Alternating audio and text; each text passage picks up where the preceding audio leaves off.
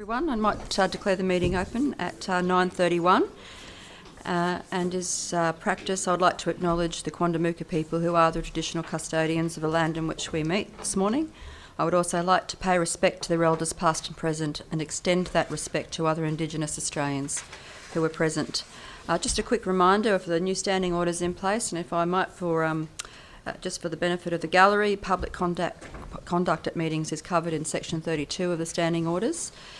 All members of the public present at a meeting must, not without prior approval of the chairman, make any audio or video recording or take any photographs, remain quiet and not disrupt the meeting in any way, not bring into the meeting any signs, placards or items that may cause a hazard or interfere with any person present, be suitably dressed, and please turn all mobile devices to silent mode and leave the meeting to take any calls. As chairperson, it is my responsibility to warn a member of the public present at a meeting who is not complying with any of these requirements and may, with or without such warning, require the person to leave the meeting and not return for such a period as the chairperson decides. This period may include future meetings. Leaves of absence. I haven't been advised of any leaves of absence, so we'll move on to our devotional segment. It's my great pleasure this morning to welcome Linda Hamill, from the Trinity Wellington Point Uniting Church, to lead us in a brief devotional segment. Good morning. In our church worship services for the past 6 or 7 weeks, we've been studying the Psalms, and so I thought I would bring some of the wisdom of the Psalms to you this morning. The Psalms are normally considered songs, and they cover all of the events of a person's life. There are happy ones, and there are sad ones and laments, and it's a very good book to go to for spiritual support. But what I find interesting about the book of Psalms is that while they're mostly about people's feelings and the life's ups and downs of life, the book begins and ends with what we call in the church wisdom. And the beginning sounds like this, Psalm 1. Happy are those who do not follow the advice of the wicked, or take the path of the sinners, or sit in the seat of scoffers, but their delight is in the law of the Lord, and on his law they meditate day and night. They are like trees planted by streams of water, which yield their fruit in its seasons. So what does meditating on the law of the Lord look like? Well, the law is to love God and to love each other. Sounds very simple, right? And if you delight in this, then you'll have a good foundation for your life, like a tree planted by streams of water. But then if you jump to the end of the Psalms, and our numbering Psalm 146 is the beginning of the Hebrew praise at the end of the book. It's a praise song. And it goes like this: Praise the Lord. Happy are those whose help is in God of Jacob, whose hope is in the Lord their God, who made heaven and earth and the sea and all that's in them, who keeps faith forever, who executes justice for the oppressed, who gives food to the hungry. The Lord sets the prisoner free. The Lord opens the eyes of the blind. The Lord lifts up those who are bowed down. The Lord loves the righteous, and he watches over the strangers. He upholds the orphan and widows, but the way of the wicked he brings to ruin. So the book ends with praise for a God who cares for the hungry, the stranger, the orphan, the widow, the oppressed. But how does he lift these people up? And how can we really believe that he does that in a world where there are so many hungry and oppressed?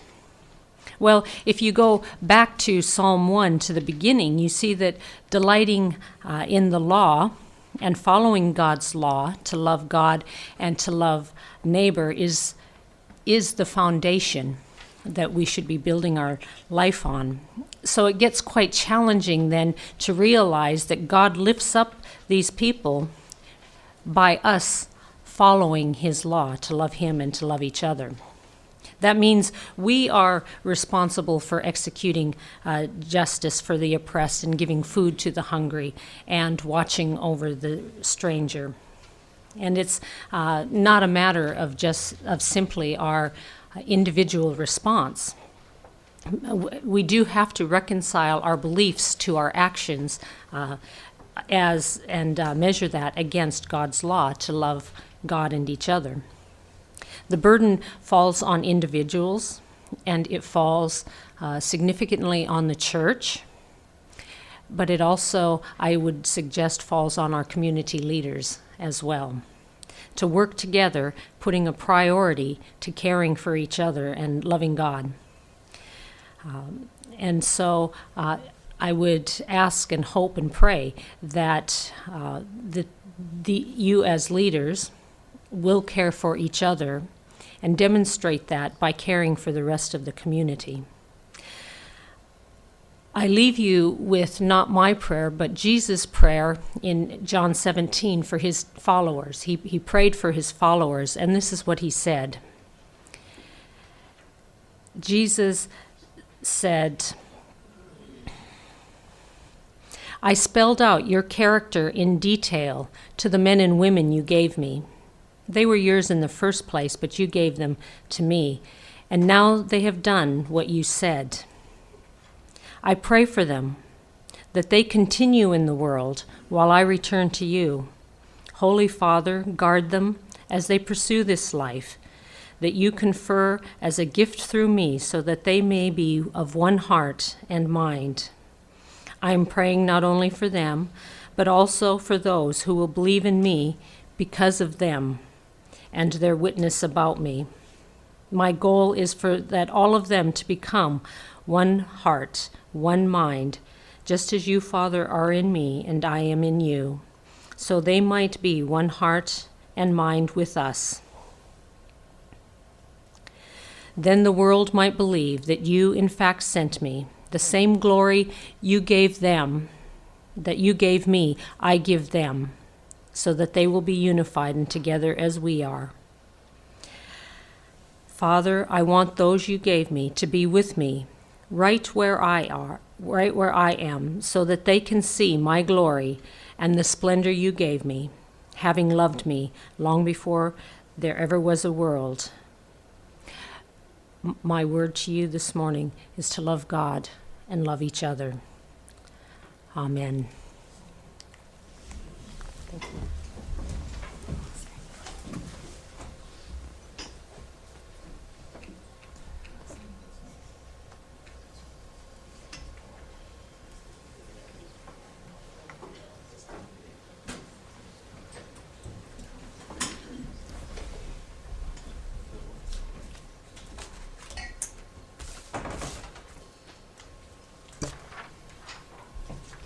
Councillors, the next item on the agenda is recognition of achievement.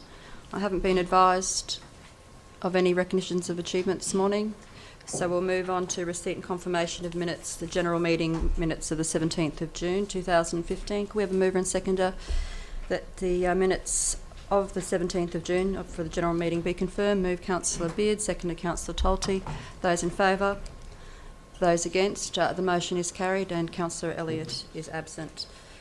Special meeting minutes of the 25th of June 2015 also need a mover and second of that, councillors. That was our special meeting, budget meeting. Move Councillor Edwards, seconded Councillor Tolte. Those in favour? Those against? The motion is carried unanimously without... Sorry. The motion is carried, councillors, unanimously, and Councillor Elliott remains absent. Matters outstanding from minutes of previous general meeting. I'll ask the Chief Executive Officer to present. Thanks, Bill. Thank you, Madam Mayor and Chair. Just for councillors, there's two items which are outstanding. Item 6.1, which is around the koala area mapping, if you remember from the local laws. You've had various updates and it's finally coming to a workshop on the 28th of July for each of you councillors to attend, and also the motion of the footpath naming, that continues to lie on the table. Thank you, Mayor. Thank you, CEO. Public participation. I haven't been advised of anyone wishing to address council this morning. I'll just check with the gallery. Oh, there is two? Next page. My apologies. So there is. Okay, so I have been advised of two, so in which case I need a mover and second to councillors that we move into a public participation segment for 15 minutes. Move Councillor Bishop, seconded Councillor Gleeson. Those in favour? Those against? Motion is carried unanimously. I'll just ask if Glenda Chapman might make her way, if Glenda's here. Is Glenda here? Just as you do that, I'll read out the process and requirements for addressing council, if I may. You may have noticed the signage in the chambers regarding public participation in meetings. It is council's usual practice to require any person wishing to address the meeting to state their name and suburb or organisation that they represent and the subject they wish to speak about. This information is recorded in the minutes of the meeting, which is a public document available for inspection at Council's Administration Building and published on Council's website. I also advise that the meeting is being recorded in audio-video and that by speaking you acknowledge and agree that the recording or video may be placed in the public domain.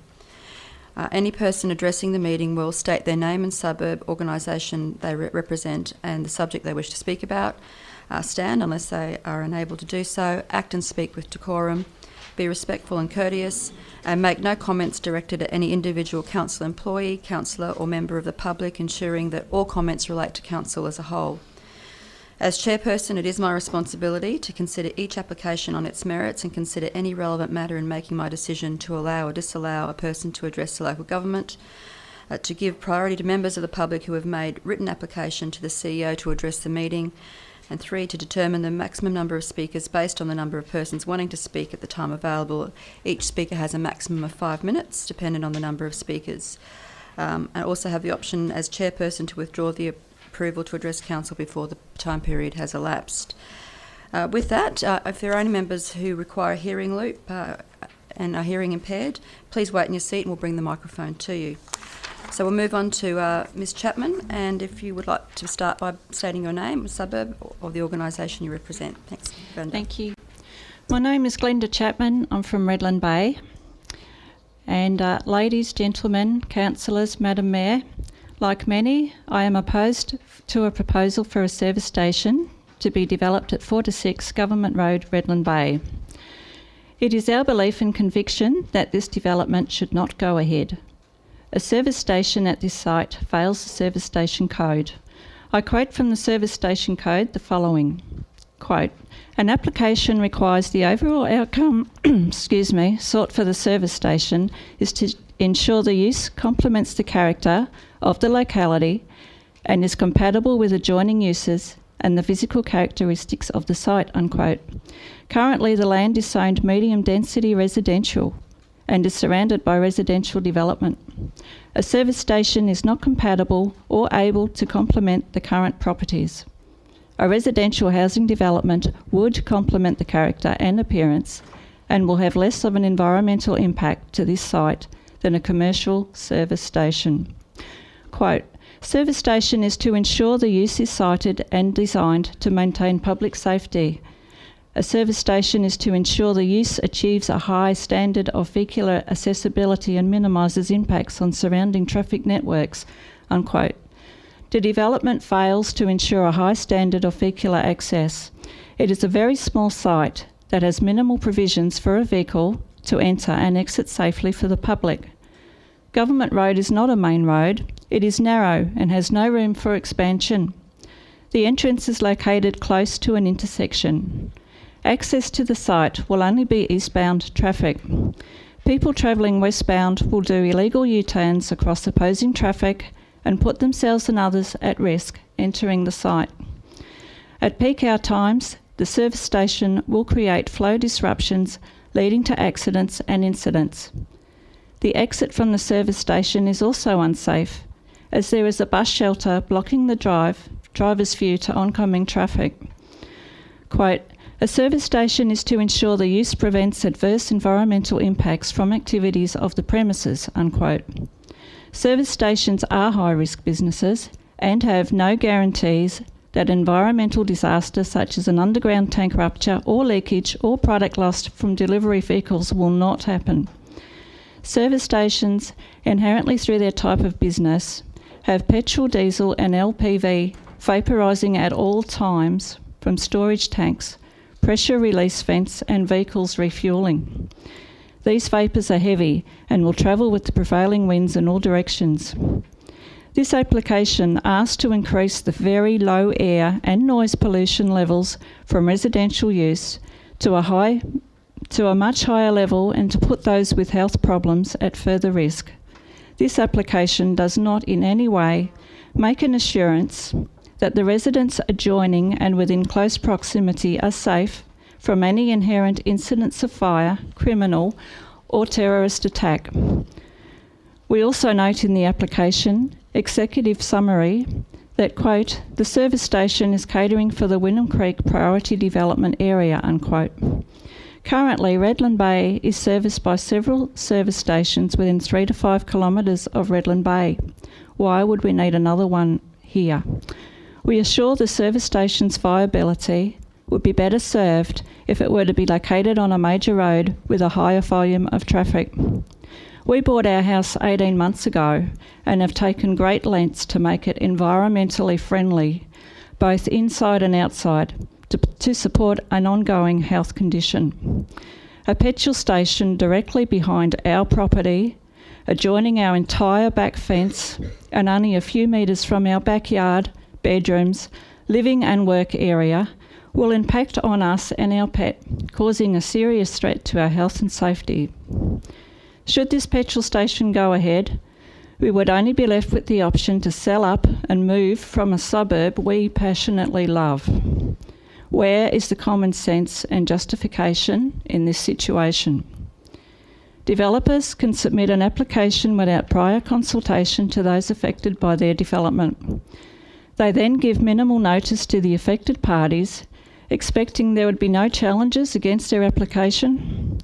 My concern is that there is an arrogance from overzealous developers wanting to make a quick buck with little consideration to the environment or the health and safety of the residents. If this service station application is approved, it sets precedents for other developers. Redland Bay is situated in a top location affording spectacular views, fresh air, an enjoyable, peaceful, tranquil natural environment. The site should remain residential to ensure the character, appearance and environmental pleasure of this beautiful suburb. As residents of Redland Bay, it is our duty to support, protect and help develop a more natural environment now and into the future of all. Please give this application careful consideration and vote no to this development. Thank you. Thank you, Ms Chapman. We also have Rebecca Hurd. Is Rebecca in the public gallery?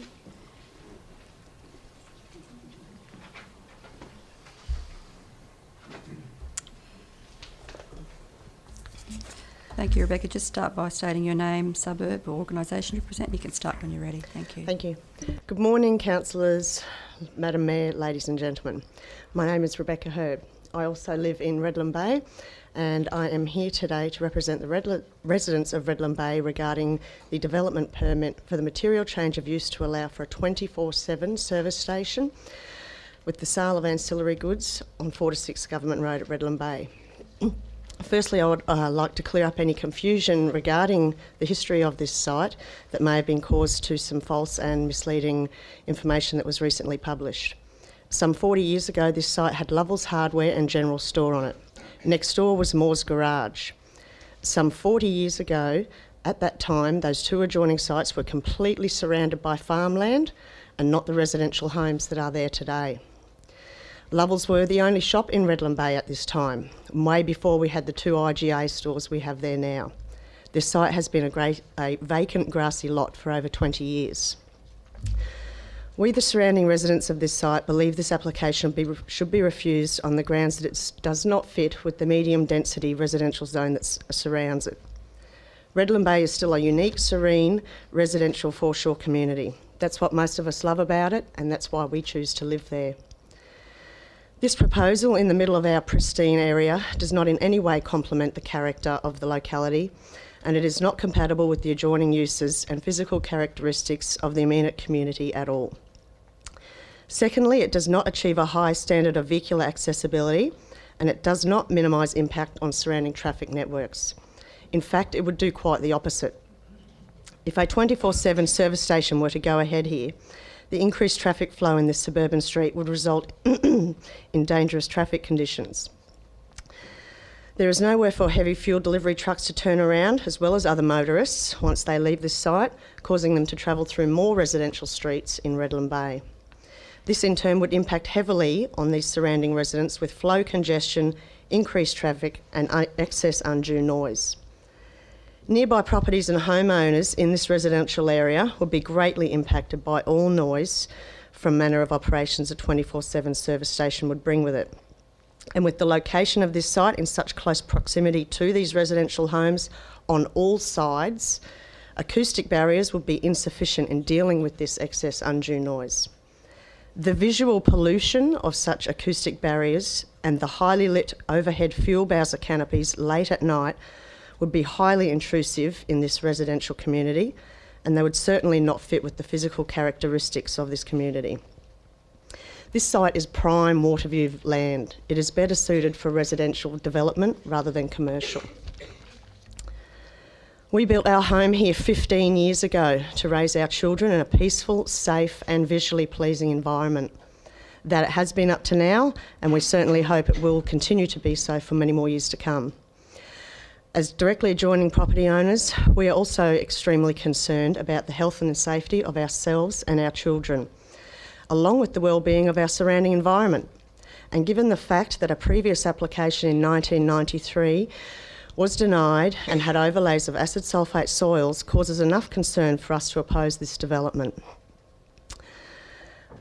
So it is also of great concern that with the natural water flow of this site being altered to accommodate for this development, this site would now drain toward the road and directly downhill into the Weenham Creek catchment area and the waters of southern Moreton Bay.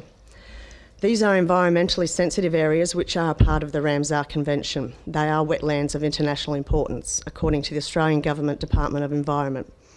In summer, I can walk with my children down the hill to Ruster's Reserve, the original tidal swimming nets in Redland Bay. It's only a short 5-minute walk from this site where they want to put a service station. In our 20 years of being Redland Bay residents, we have watched as all the farmland has disappeared to make way for housing estates. And understandably so, we all need to live somewhere.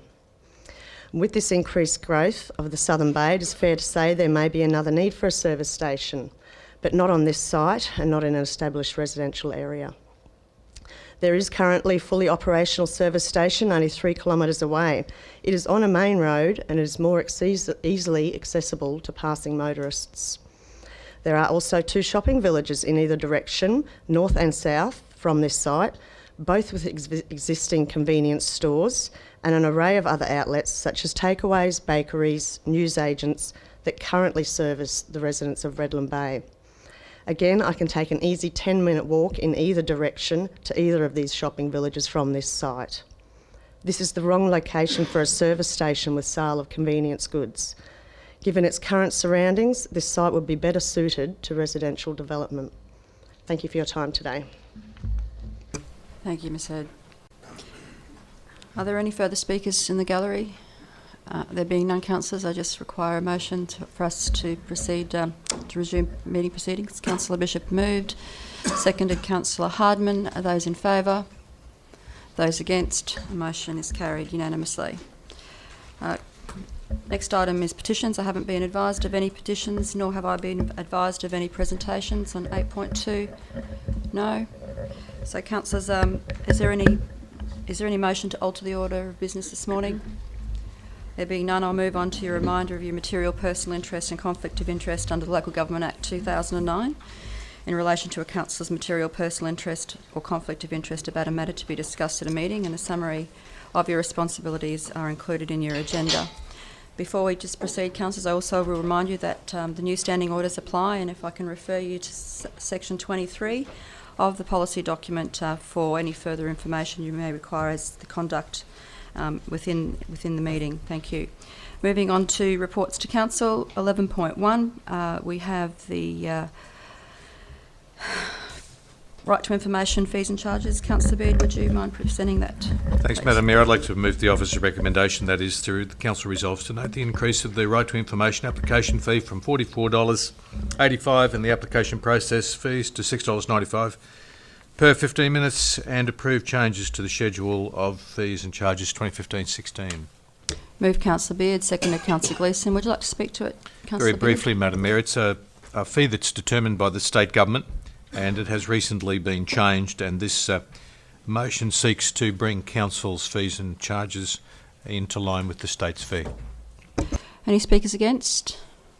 There being none, I'll put the motion. Those in favour? Those against? Motion is carried unanimously. Item 11.2.1, Councillor Tolty, would you like to present that to Council, please? Thank you, Madam Mayor. I call Councillors' attention to item 11.2.1, decisions made under delegated authority for Category 1, 2 and 3 development applications, and ask that these be noted. Moved Councillor Tolty, seconded Councillor Edwards. Would you like to speak to it, Councillor Tolty? It's all in the report. Thanks, Madam Mayor. No other comments, councillors? I'll put the motion. Those in favour? Those against? Motion is carried unanimously. Item 11.2.2, Councillor Tolty. Thank you, Madam Mayor. I call the Councillors' attention to item 11.2.2, the appeals list as was current at the 26th of June 2015, and ask that this be noted. Moved Councillor Tolty, seconded Councillor Edwards. Would you like to speak to it, Councillor Tolty? No, it's all in the report. Thank you, Madam Mayor. No other comments, councillors? I'll put the motion. Those in favour? Those against? Just put the motion again, thank you. Those in favour? Those against? Motion is carried unanimously. Item 11.2.3, Councillor Tolty. Thank you, Madam Mayor. Item 11.2.3 is the Cleveland CBD Development Incentives Program. I'll ask for a seconder to move the officer's recommendation. I believe there's been a change to that recommendation. Is that correct?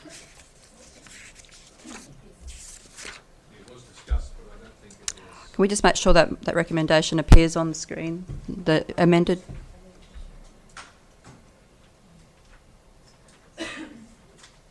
This is in line with the discussion yesterday. Louise, would you like to just explain that? Thank you, Madam Mayor. The report is accurate, but in the table there was an omission where it had remaining budget as 0, and the remaining budget is 1.5 million. So it is referred to in the document, but just for complete and utter accuracy, we've made an amendment to the recommendation for you to vote on. Thank you, Louise. Councillors, any question about that? We have a mover for that item, a seconder, Councillor Ogilvie. Would you like to speak to it, Councillor Tolty? Yes, thanks, Madam Mayor. You're right. Trying to figure out the new microphone, sorry. It's a little confusing. Okay, the purpose of this report is to seek Council's continuation of the Cleveland CBD Development Incentives Program, proposed to operate from July 2015 to the 30th of June 2017.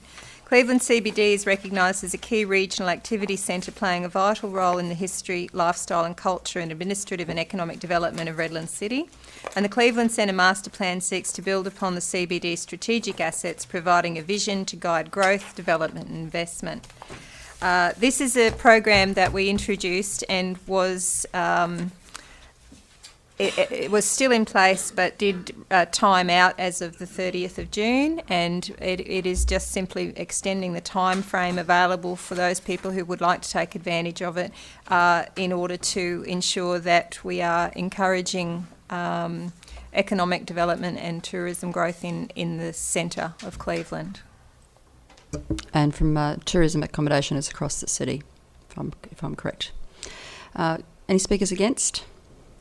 Councillor Gleeson. Thanks, Madam Mayor. Pardon me. I won't be supporting this today. I didn't support it initially, the incentives package for Cleveland CBD. I think it should be spread right throughout the whole city. I don't think it should be just confined to Cleveland. So I don't agree totally with the direction that we're going in with the CBD incentives program. I won't be supporting it. I didn't support it in the first place, so I'll be maintaining that stance. Just noting that the tourism incentive package applies across the whole city. Councillor Ogilvie, speaker 4. Yeah, thank you, Madam Chair. I'm confused by that logic. You think the program's so good it should be across the city, but you're going to vote against it being across part of any of the city? I don't get that. But look, just move. So you think it's really good through the chair. You think it's really good that it should be across the whole city, but you don't want to have it in any part of the city unless it's in your part of the city. Is that I get? I'm not sure. Anyway, let's move on and just say why it's such an important. Councillors, I'll refer you to the standing orders. Okay. Talk so, through the chair. Talk let's, to the item. Thanks. Let's just go back to the fundamentals. Capella Bar, likewise, is an important part of the city, and I don't necessarily disagree that it should have its own incentive program, and I'd be more than happy to support perhaps an incentive program should you be able to propose one there, Councillor. But Cleveland is a very important part of the future of this city. There should be no doubt about that. And when I say Cleveland, I mean the Cleveland CBD. As the report recognises, it's well and truly entrenched in documents like the Redlands Planning Scheme, the 2030 Community Plan, Corporate Plan, Economic Development Framework, the SEQ Regional Plan. We are principally, under the Regional Plan, we're considered a transit-orientated development.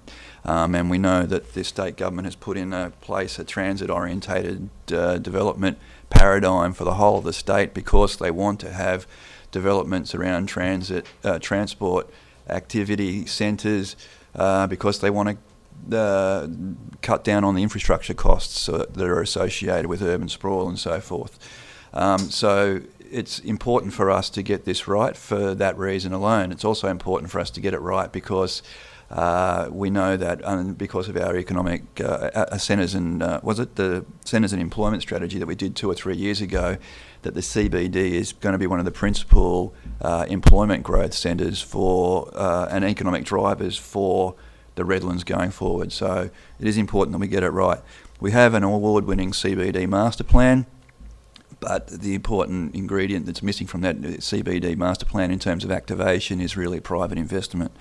There's been some good public investment, I would suggest, over the last 2, 3, 4 years in the CBD in things like hard infrastructure, and I'm talking about the Bloomfield Street Park, which has just been reopened, and we should thank the state government for the contribution they made to that. In soft infrastructure too, things like Wi-Fi that are coming there, some work that's gone on in making some events happen in the city, markets, simple placemaking activities that have been happening quietly in the background have been, I think, good for the CBD. That stuff is important because it's a chicken and the egg type argument when it comes to private investment in the areas like this. You need to improve the livability of your centres so that people want to live in the centres, so that investors see an opportunity to create a supply of properties that there will be a demand for. So all that stuff is important, but really what it's coming down to for the CBD is not so much that there's a lack of government willingness or investment in soft or hard infrastructure to make the Cleveland CBD happen. It's that their investment fundamentals in this city are currently skewed towards a different type of development than CBD development. And this goes some way towards making that happen. It's actually referred to somewhere there in the report where it says that construction activity in other areas in the Redlands is happening quite nicely, but it's not happening in the CBD. And I think one of the reasons, probably the primary reason, is that the investment fundamentals in this city are currently skewed towards greenfield development. So you have a situation where developers are picking up sites for rural land prices, getting them rezoned into residential type zoning, and then are able to... So where in the document is that, Councillor, so we can all follow what you're talking about? So I don't think it actually says that, but can you refer us to the page? Thanks. Page 14, Madam Chair, increase in construction economic activity.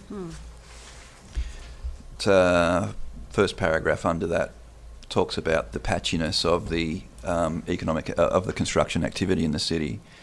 And the reason for that, as I say, is investment fundamentals are skewed towards greenfield development, and that's where the supply is coming online because developers are able to pick up greenfield sites at rural land prices, get them rezoned. Excuse me, Madam Mayor, can the councillor point to a single property where the zoning has been changed in the last 4 years? Point of order, Mayor. Your point of order, Councillor? This is not question time by the councillor. So, she should raise a point well, of I'll order ask and then air it out. Your point of order, Councillor Elliott, is that she's not talking. The councillor should have called a point of order and waited for you to acknowledge that. Thank you. Councillor Ogilvie, I'll ask you to stick to the item that we're discussing, if you may. I think it's Madam very Chair, broad my brush. honour. Thank you, Councillor. Well, it's right there. It's not actually, but if you want to just continue with your points about the CBD incentives program and the tourism incentives program, that would be good. Thank you. Well, it's talking about detached houses and units and townhouses increasing by approximately 3% over the last 12 months. That's right. And we're talking about the CBD incentive program. Thank you. Right. So, I mean, to answer your question, which wasn't a point of order, but to answer your question, South East Thornlands is a pretty good example of the kind of activity, construction activity that detracts from the investment fundamentals of CBD construction investment. Wasn't rezoned within the last 6 months, was rezoned in 2006, but it has come online, as we know, in a big way in the last 24 months.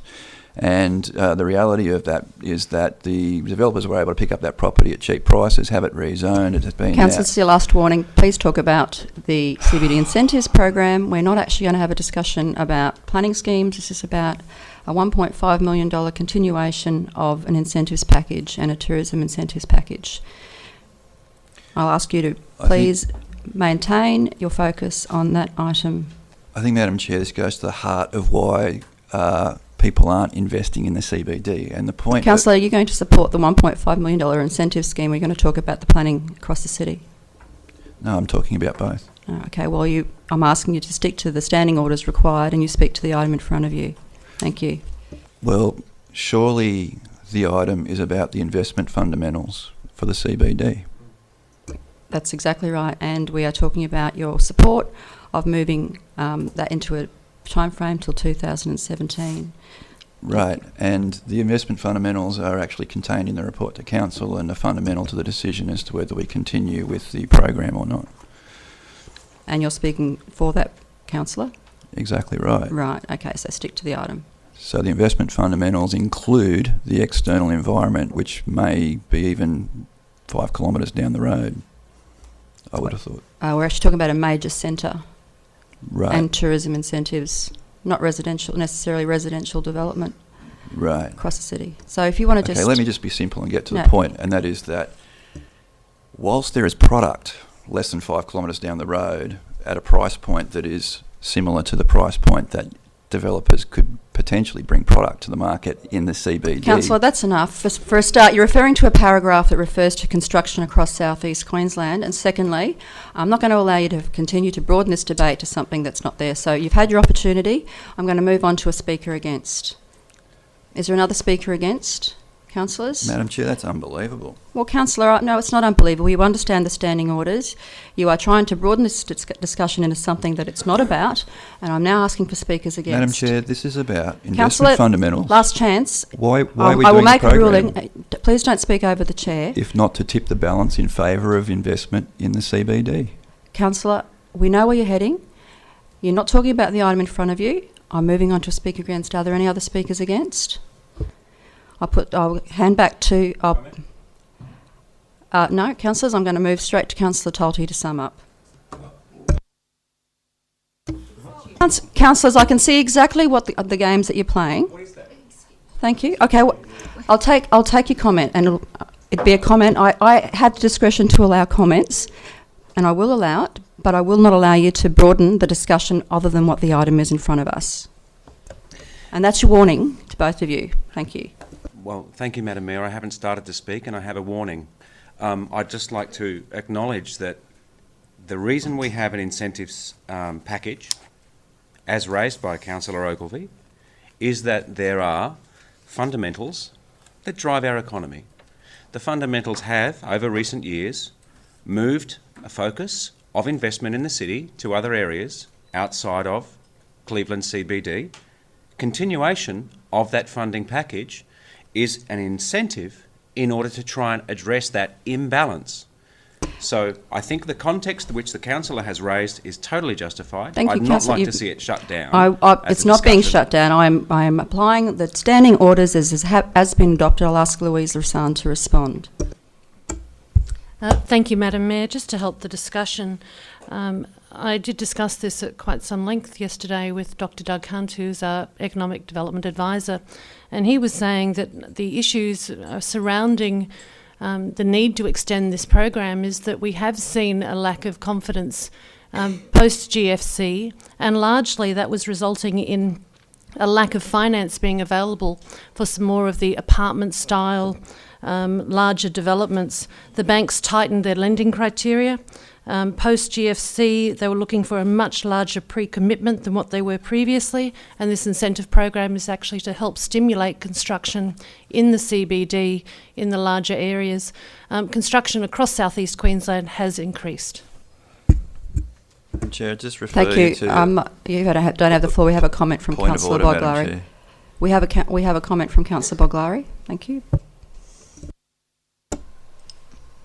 I thought a point of order overtook the present speaker. Sorry, I'm just checking that. I thought when someone Councillor, called a you point... didn't have the floor. You asked for a comment. No, I thought... Would you like your opportunity to make a comment? I would This like is my it. opportunity. I just thought when someone called a point of order, it had to be addressed. Well, I don't think Councillor Ogilvie has a point of order. He didn't actually articulate what the point of order was. He didn't have the floor. Do I now? No, because Councillor Boglari has asked for a comment. No, thank you. I'll take my opportunity then. And yes, I also had a meeting with Doug Hunt yesterday, and we talked about the various reasons why, Cleveland is lagging at the moment. And, Victoria Point being built did affect 14 years ago. The strategy back then said it would, and now we're seeing the effect. And the banks, 75% they've gone up to prior commitment, whereas before the GFC it was 45%. So until the banks get on board and help, I don't know whether this incentive package is actually, no one's taken it up yet. Only you can see on page 13 some of the development fees have been used, but other than that no one's taken it up. So I'm not too sure whether it is going to help, but we certainly have to do what we can. But what I want to highlight is what has been mentioned briefly is it's not just about the development in the CBD of Cleveland, it's about the tourism package. And I really think tourism is the future of Redlands with everything we've got to offer. So everything on page 15 I think is just as important as the CBD of Cleveland. And that is the tourism package is, like the Mayor previously said, it's across the whole city. And you can have bed and breakfast, tourist accommodation and a tourist park. Now with the Commonwealth Games coming up, I would love to see more bed and breakfasts around our city to help. And this package could actually help us along there and then going into the future. So I just want everyone not just to focus on Cleveland CBD, which I know is very important and definitely one of Councillor Ogilvie's passions, but the important thing to me also is the opportunity here for tourism, and I just wanted to make sure that was also highlighted. Thank you. I'll just get Louise to respond. There has been take-up of the package. It's just the program requires that to be built in a certain time frame. So, Louise, if you just want to explain that. Yeah, that is correct, Madam Mayor. Look, tourism is certainly very important to the city, and that's why we do have the incentive program across the city. The CBD package is complementary, and it does need to continue. We would like to see the extension of the CBD program to also capitalise on the opportunities with the Toondah development. We see that will have a greater confidence for the city, and that we will see some take-up. But we'd like to see that extension for the next 2 years combined with the tourism incentives package, which again is a great initiative by Council. I think everything Louise said was actually what I had said. What I meant by no take-up is the infrastructure charges concessions. No one's taken that. We've still got that. Sorry, Councillor, just to clarify, they have to actually build it before they get that concession. So they have applied, but they need to build it first before they get that concession. I think that's what we're trying to articulate. The discussion I had yesterday with the officer, though, was that some of the development application fees, they have been used, and did we want to think about putting that back up to the 250 that it was initially, or will we leave it at that reduced amount? That was something we discussed yesterday, as maybe making sure there was that initial amount still there as an incentive. Louise, would you like to respond? Thank you, Madam Mayor. Through you, thank you, Councillor Boglari, for the question. Actually, the table in front of you does show that the budget that is allowed, so we have spent a fraction of that budget. If there is an opportunity where we come back and we're getting demand exceeding it, we'll certainly come back and say to you we need to reconsider. At this point, we think that budget is appropriate. Councillor Boglari. Councillor Edwards, have you got a comment as well?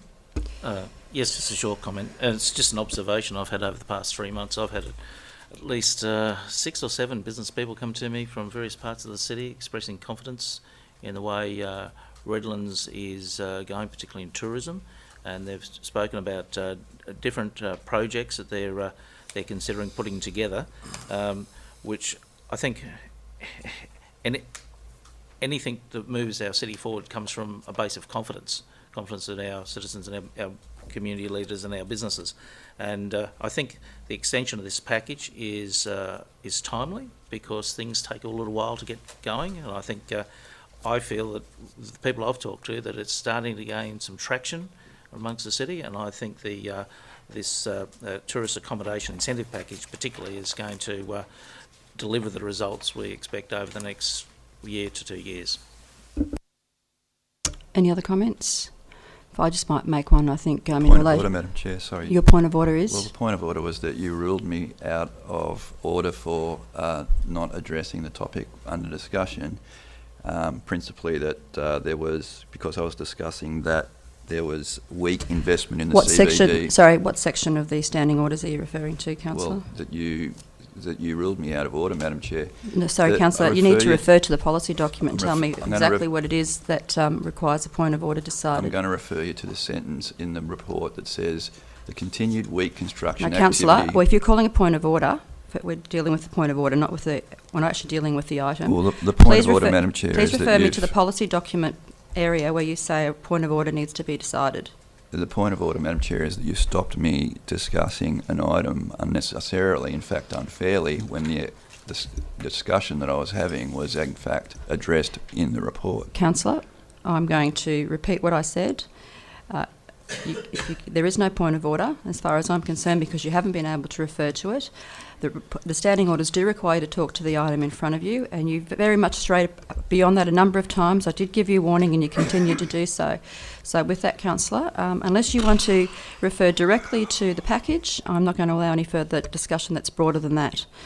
Before we move on, councillors, if I could just say that in reference to some of the comments that have been made about the cross-city opportunities with an incentives package, reiterate that the tourism incentive package is for across the city, and in fact some of those applications that have been touted and come to council are from areas outside of the CBD of Cleveland. If having been local councillor for Capalaba for a long time, the challenges for Capalaba as a major centre versus Cleveland as a major centre are very different, partly because of the fractured ownership across many of the central CBD properties, and also obviously it's slightly further away from a centre of population where we adjoin the bay. So I think it's fair to say, with Toondah on the horizon and the opportunities that come with that this incentive package in the current economic climate needs to be extended so that we can take an opportunity of the upturn in the market. And that upturn in the market, in fact, has been seen across not only the city here, but across the state. There have been no changes to planning schemes, etc. What we've seen is confidence across southeast Queensland improve, and we're hoping that confidence will equate to people seeing this incentives package as being an opportunity to choose Redlands over other parts of southeast Queensland. With that, I'll hand back to the Portfolio Chair to sum up. Thank you. Thank you, Madam Mayor. So with that debate, I think that we, in the most part, agreed that this is a valuable tool to encourage tourism growth and local economic development and jobs across the city, and to encourage the activation of the CBD through commercial and residential development under the plan. I would like to reiterate that the point that I made earlier was that there have been no greenfield sites rezoned in this city, and that rezoning was restated a number of times, and it is incorrect. There have been no greenfield sites rezoned in this city in the last, well, certainly the last 3 years anyway.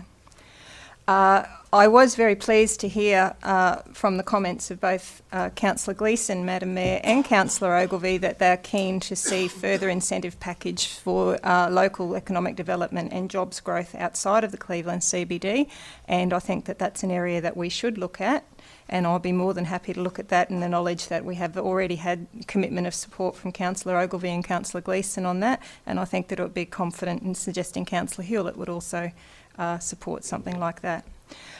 So with that, I put to the councillors that I would encourage them to support this and to look to further ways that we can activate the city and activate our local jobs growth. Thank you, councillor. With that, I'll put the motion. Those in favour? Those against? The motion is carried. Those in favour: Councillor Bishop, Councillor Beard, Councillor Tolte, Councillor Elliott, Councillor Edwards, Councillor Hewlett, Councillor Hardman, Councillor Ogilvie, Councillor Boglari, Councillor Williams. Those opposed: Councillor Gleeson. Councillor Tolte, item 11.2.4.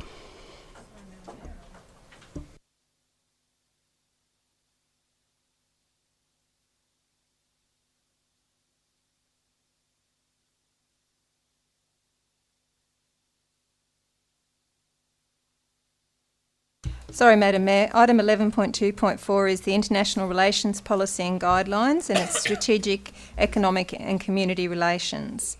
I'll seek a seconder first.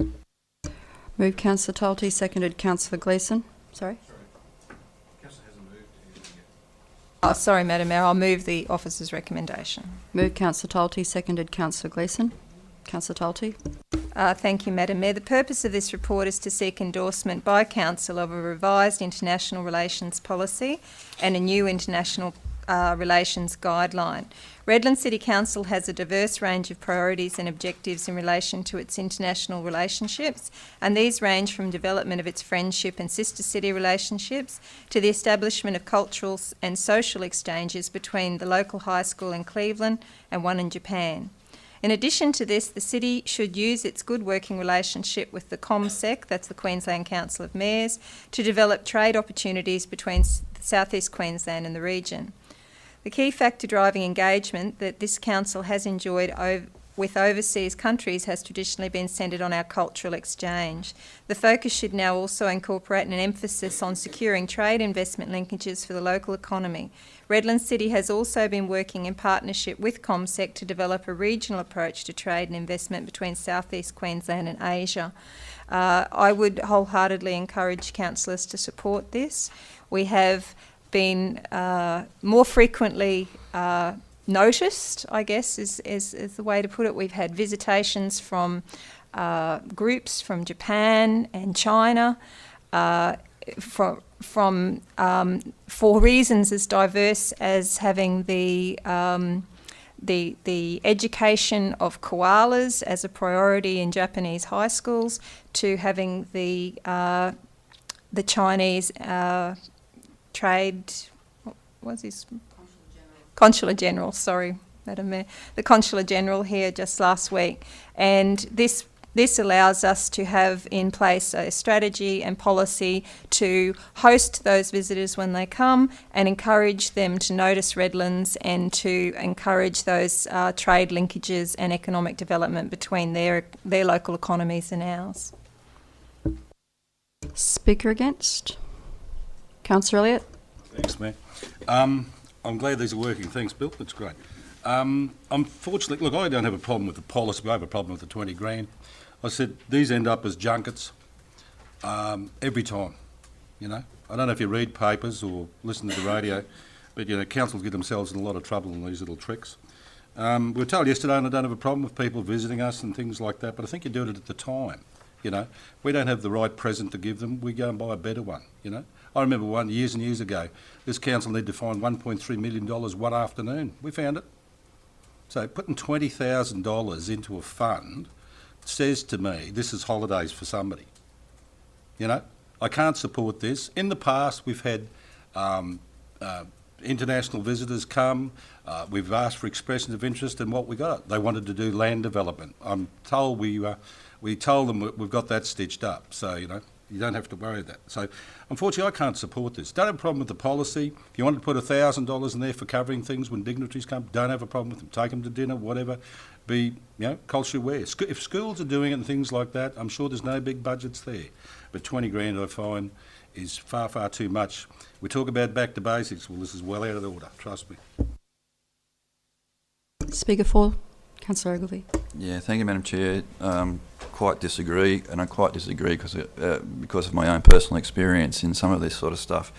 I think it's important, actually, at a time when the community and media or elements of the media want to pick on programs like this, that people speak up and defend them and explain the benefits of them, because it would be a real shame if governments at federal, state and local level walked away from the benefits of international engagement, particularly when it comes at such a cheap price as this, $20,000. The reality is that we have been doing it on the smell of an oily rag for a long time. In fact, we've been doing it for free with volunteer labour mostly, maintaining these relationships, and it shouldn't be so, because these relationships are quite important and can bring in extraordinary benefits to the city, economically, culturally, environmentally even.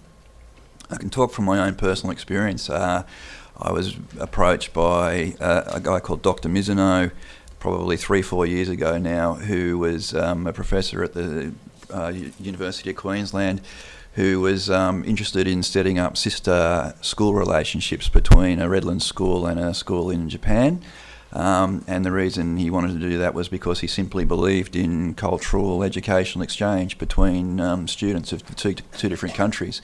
And he also believed, quite rightly, that one of the things that you would unite kids in both cultures would be an interest in the environment. So on that basis he started, and I put it to you right at the beginning of this, that from small things big things can grow. He started with a technological exchange, simply a Skype exchange between two schools, Cleveland High School and a school in central Japan, and that grew to being from a technological exchange to a physical exchange of students going back and forth between the two countries. Recently, the Cleveland High School had about 20 students that went to that country and experienced the Japanese culture and got skills and even a mindset challenge that I think will be a great benefit to them. But that relationship, that seed, has grown into something a lot bigger. The relationship between this city and Dr. Mizuno has continued to expand from that initial meeting. I've now been to the city of Kearney, which is where that sister school is based, 3 times. The mayor herself has been there once, and in those visits we have been introduced to the Chamber of Commerce in that city, which has a number of small businesses like Sony and Mitsubishi. Toyota. Toyota has its members, it has its chambers on its Chamber of Commerce, and we've been introduced to their mayor and their senior executive team. We've been introduced to some of the cultural elements of that city and so forth.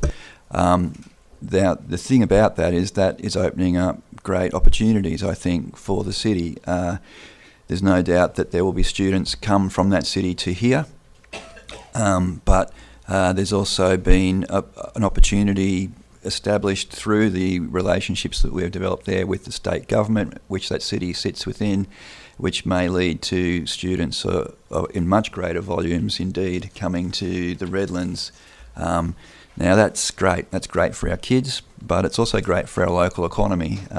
These kids stay somewhere, they eat somewhere, they bring real money into the local economy. They are tourists in every sense of the word.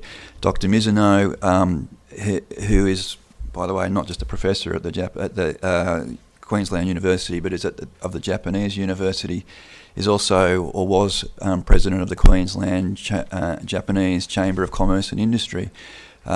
Has, through his own networks, brought about 700 students to the Redlands over the last year. Now that's, most of those students are going to Stradbroke Island. They're staying about 2 nights at Stradbroke Island using Queensland tourism economic multipliers. That's brought an economic benefit of between $300,000 and $500,000 value to the Stradbroke economy.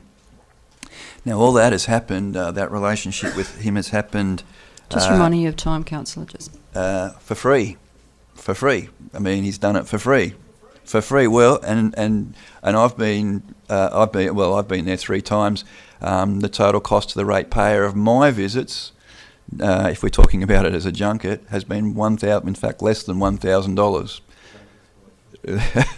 So 3 times for less than $100. So you couldn't buy a return airfare for 1 trip, let alone go 3 times for less than $1,000, councillors. So what I would say is that's been pretty much voluntary time and effort on my part, and it's been completely voluntary time and effort on Dr. Mizuno's part.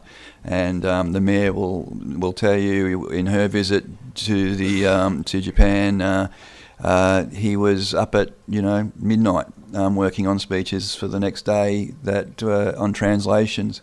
He was there in every sense of the word, making sure that visit went smoothly. So there's no doubt that this voluntary labour is bringing benefits. We've got a delegation probably from Japan coming at the end of the year, led by the mayor of Kearney City. And he will be bringing with him, I hope, business people, some of whom I met in this last visit. One, for example, and I'm just talking about for example, is a famous Japanese landscaper who has a Japanese landscaping business, has production facilities in Southeast Asia that haven't worked out for him for one reason or another, is now looking to do Japanese landscape products in Australia. And I look forward to being able to introduce that person to somebody probably in the south of the city who has the ability to partner with him and have a mutually beneficial business relationship. So what I'm saying is 20 grand for the kind of benefits we're talking about, $300,000 in those students, or 3 to 5 plus $100,000 plus those students alone is nothing. What I think in relationships like this is from little things, big things grow. In that particular relationship, we're seeing something that is growing quite rapidly already and is of a size already that is worthy and of note and is worthy of supporting. I think it just goes without saying, absolute no-brainer for us to be investing these small pocket-size amounts of money for somebody like Dr. Mizuno or even myself to go to a place like that and create the value that is already being created for free. Speaker against? Any other comments? If I might just add, because obviously it's not just about Kearney City, it's also a framework to ensure that we don't have sister city relationships for the sake of sister city relationships. This policy defines the benefits that should come from any relationship, and trust me that we do get asked by a number of smaller cities, particularly in China, if we would participate in a sister city relationship. We actually have no framework in which we could say that we have to deny that or approve that. So this is much more than about $20,000 to a budget that will perhaps help us host people from various parts of the world. It's also about making sure that we've got a defined framework that we can refer to and make sure any sister city relationship offers benefits to our broader community, whether it be through economic development or cultural and educational exchanges. And if I could just also touch on the fact that we do have a sister city relationship with Qinhuangdao, which I attended maybe 3 years ago, and the opportunities that arose from that, for example, are a life-saving exchange. They are a tourism city, not unlike Redlands, and could benefit from what we take for granted on a daily basis with surf lifesaving here in North Stradbroke Island and Redlands.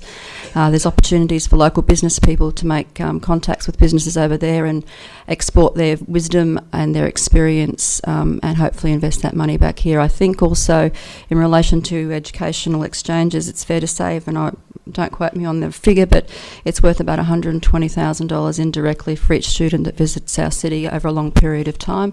We certainly shouldn't ignore that. I think the days are gone where places like Redland City or anywhere in southeast Queensland or the world for that matter can remain living in a bubble.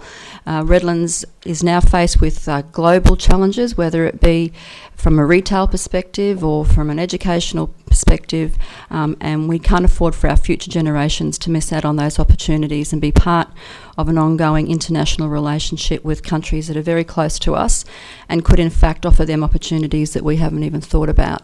So I think considering what we might blow on petrol in a year as a councillor doing our job.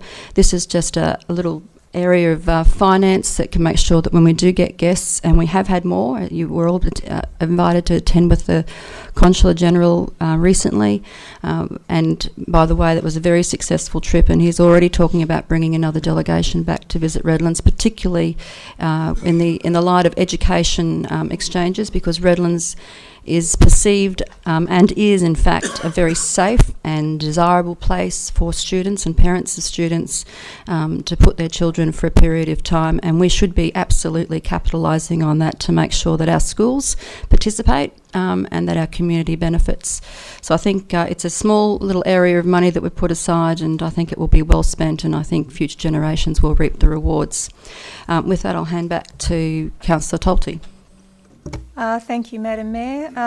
Well, just to wrap up, I would certainly suggest that to overlook the significant cultural and diverse range of exchanges that can come out of these relationships, I certainly would never begrudge the opportunity for our young lifesavers to have an opportunity to share their knowledge of lifesaving with their counterparts in China, as an example, or the kids in Cleveland High School, the opportunity to Skype with kids in Japan about koalas, the opportunity... Point of order, Mayor.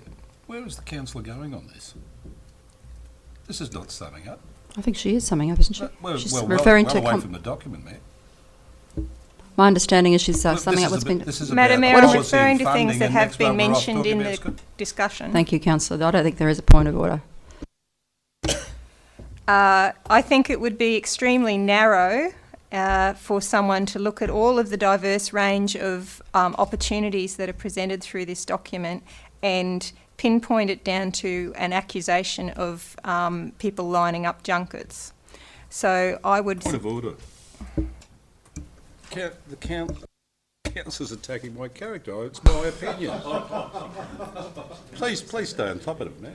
Councillor, just... Madam Mayor, I didn't mention the councillor at all. Thank you, Councillor. Can we just sum up now? Thank you. Thank you, Madam Mayor. I commend the policy to the councillors, and I hope that they will support it. Thank you, Councillor Tolte. With that, I'll put the motion. Councillors, those in favour? Those against?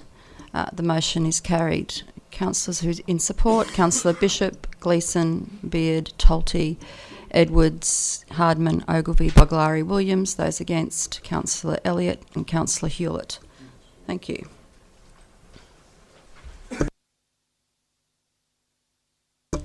Councillor Hewlett, item 11.3.1. Thank you, Madam Mayor. I'd like to present for Council's consideration 11.3.1 Community Grants Program 2014-2015. Move Councillor Hewlett. Seconded Councillor Edwards. Councillor Hewlett, would you like to speak to it? Thank you, Madam Mayor. The purpose of this report is to inform Council of the Community Grants Program for 2014-2015, to seek approval for round 1 of the 2015 and 2016 program to be held without change, and to conduct a councillors' workshop to further discuss the funding priorities to Redlands round 2 in 2015-16. Any speakers against, councillors? There being none, I'll put the motion. Those in comment? Well, councillor, you have had discussion. Are you actually supporting it, Councillor Elliott? Yeah, okay. Quick comment, councillor.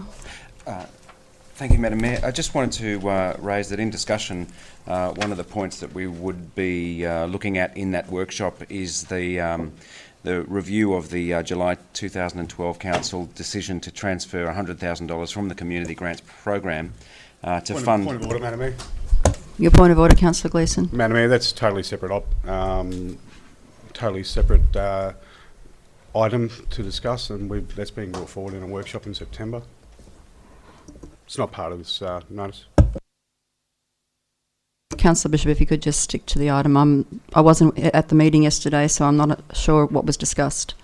Councillor Beard, can you just... If there's any further clarification as to Sorry, Councillor, I'll just have... because Councillor Beard chaired the meeting yesterday. I'll just get him to... Thanks, Madam Mayor. Yes, Councillor Bishop's right. We determined that we would hold a workshop as early as possible prior to September 30th to discuss both the sponsorship and the grants program and the issue that Councillor Bishop raised, and that is the deployment of that $100,000 that we took from one of the programs to fund the new position in events. And so we will be holding, Louise Roussan has given us that undertaking that that workshop will be held. So we can save that discussion for then, Councillor, if that's okay, because as... I'd like to, through you, Madam Mayor, I'd like to just use this public opportunity to convey what has been discussed by the elected representatives. Point of order, Madam Mayor. That's not my recollection of the meeting, and I didn't. And the officers at an operational level determine what comes to the workshop.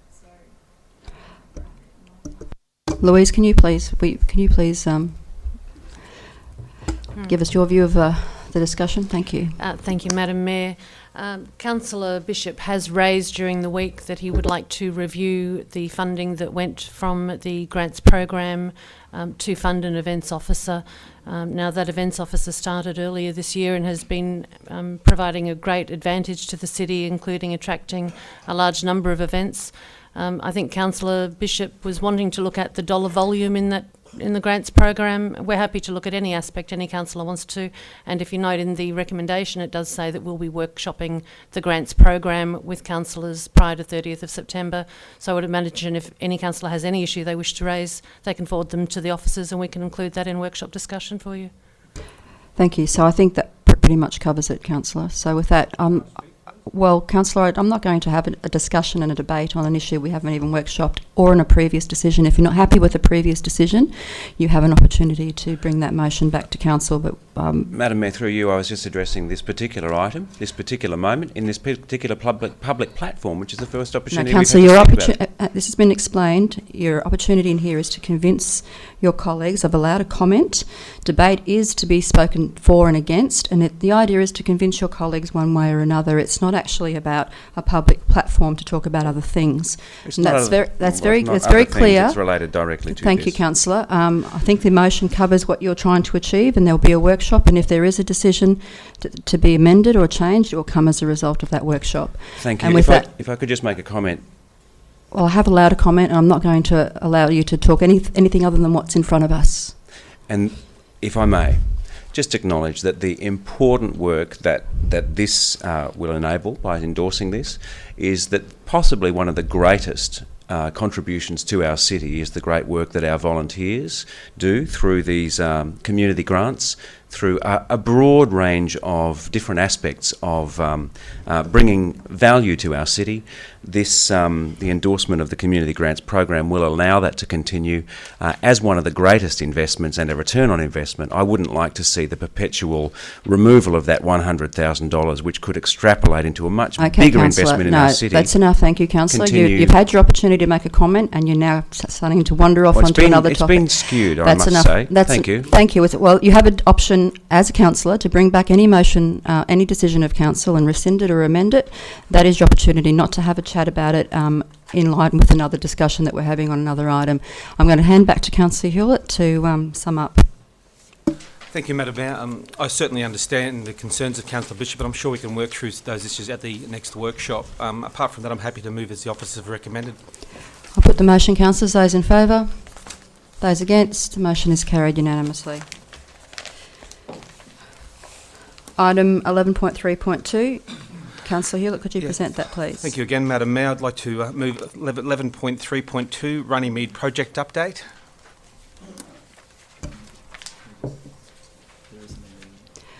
There has been a suggested amendment, I believe. Do we want to move it as it is and have that debate and have the amendment moved from the floor, councillors? I believe that we moved it and then we'd amend it, but... Okay, so it's been moved as is printed and published. Moved Councillor Hewlett, seconded Councillor Edwards. Would you like to speak to it, Councillor Hewlett? Thank you, Madam Mayor. The purpose of this report is to update Council on the activation of Council-owned property at 377 to 385 Redland Bay Road, Capalaba by Horizon Foundation Incorporated, and to seek Council endorsement for a National Stronger Regions funding application. Thank you. Speaker against? Councillor Tolty.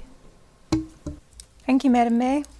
Certainly, this use of the site has been agreed by council, and I'm not going to speak against that. And if we're going to use the site for this purpose, then obviously going for the regional funding is a must.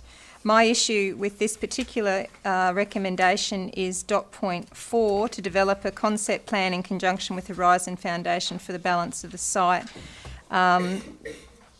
I have spoken a number of times, as have other councillors, about the need to get as great a value as possible out of this site, which is very strategic. And I'm not seeing the broadness and the communication that I would like to see in relation to the balance of the site coming out of this report. So that's my concern. Speaker 4, Councillor Bishop. Thank you, Madam Mayor. If I could commence just by acknowledging that there could be a perceived conflict of interest with my involvement with this particular project. Just to give some clarity around that, initially when there was a community consultation phase, I was a consultant and helped people have access to the site, and I did some gratis video documentation as well. Subsequent to that, I was on an action advisory committee for a period of time, and my wife also was involved with that, and so there have been discussions in the past. And then my term of council commenced, and since then it's been a very keen interest that I've played in this site, but not having been involved directly apart from attending certain meetings. So I'd just like to acknowledge, if I may, having disclaimed that I'd like to very much congratulate the work of the communities team, particularly Officer Frank Pearce. I'd like to acknowledge the importance of having an anchor tenant. One of the important considerations always for council has been that in the making of this land available for community purposes, that we have sent a very strong signal that we do not want to have to fund that from council's perspective. One of the challenges there is to get anything to happen on the site, we need someone to come forward to do something significant. The benefit from the Horizon Foundation, not only with providing this particular asset, it will serve their purposes. They are making a significant investment on the site.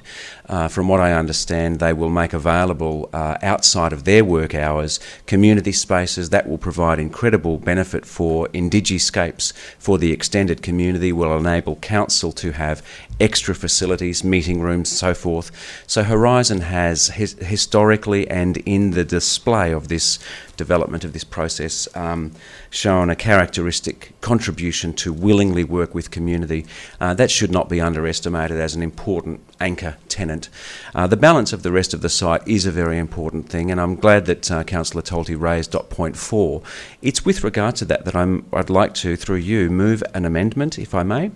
A proposed amendment to this, and this is to take into account Officer Greg Jensen, who's the overseeing officer on this.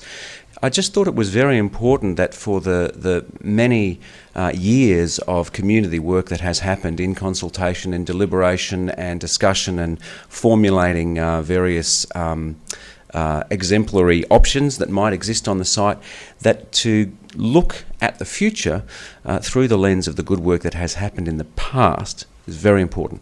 What I'm alluding to here is to just adjust dot point 4, just to acknowledge that to develop a concept plan in conjunction with Horizon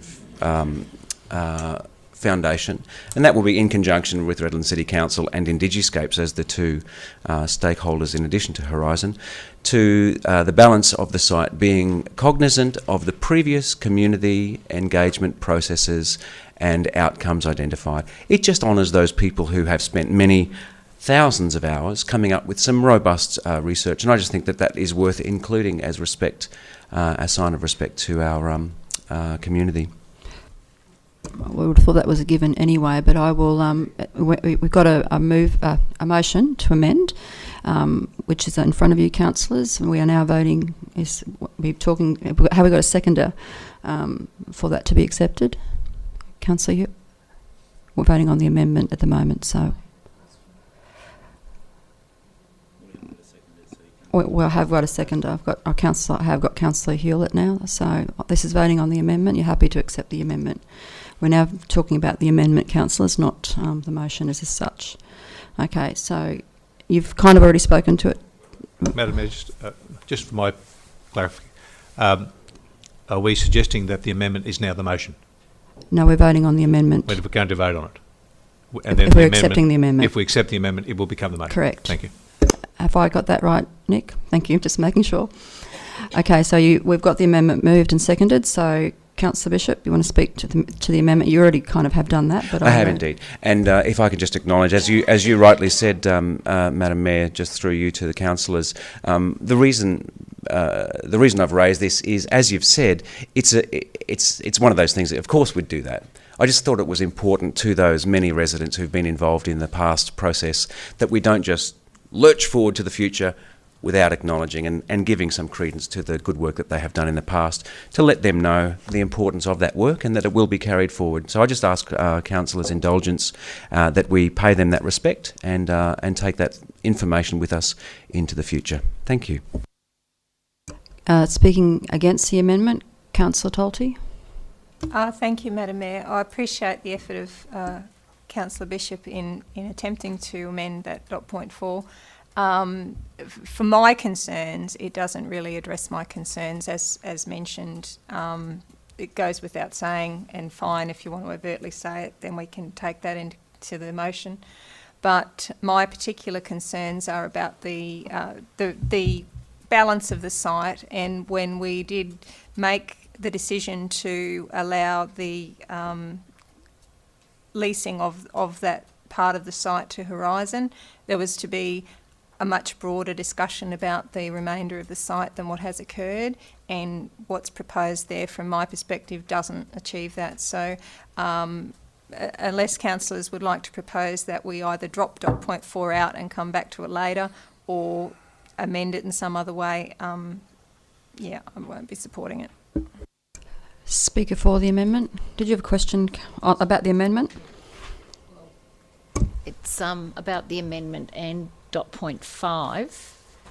Councillor Tolte's concern is that we're only going to be listening to Horizons.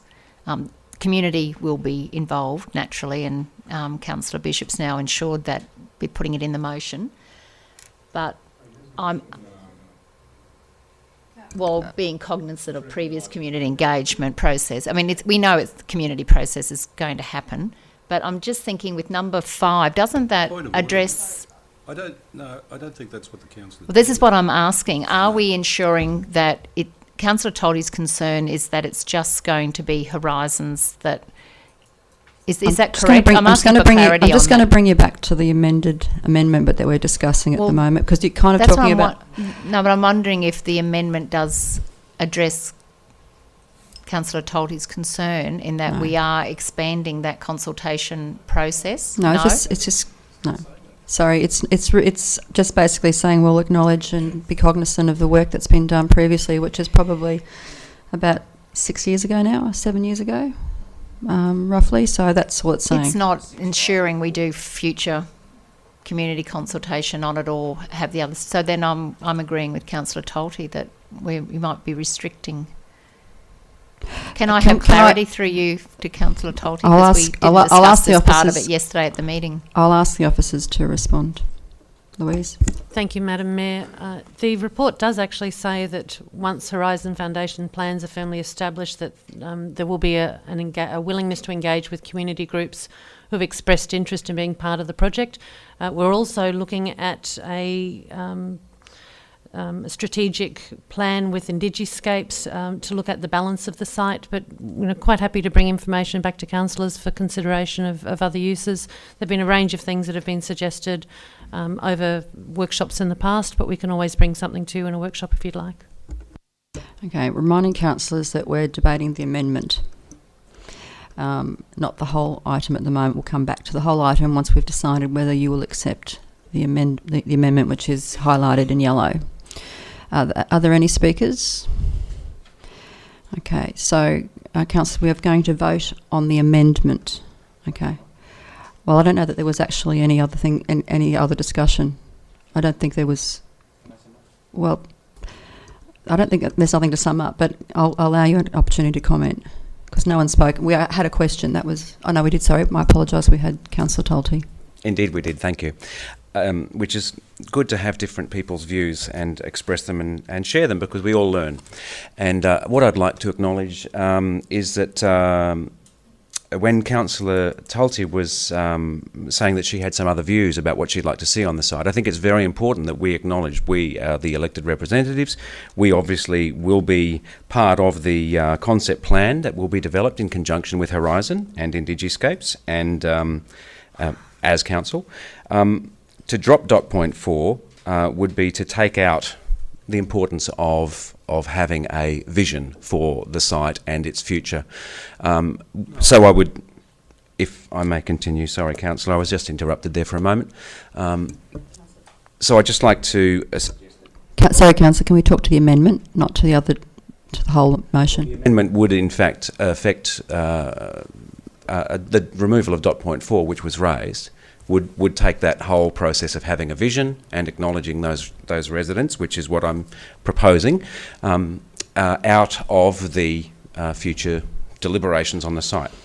I think right now we've got an anchor tenant. We want to make sure that they are welcome and feel part of whatever's going to happen on the future on that site. We would want that to happen. And the other thing is that going forward, community consultation has been addressed as an important part of, as I said at the opening of this amended motion, it's been an important part of Horizon Foundation's background. They would want to continue to do that. I think Council, we would want to do that. And I think Indigiscapes would want to do that. These are all good things. So I just encourage that we look back, include that, given as a fait accompli anyway, and just support that. So thank you, councillors, for your support.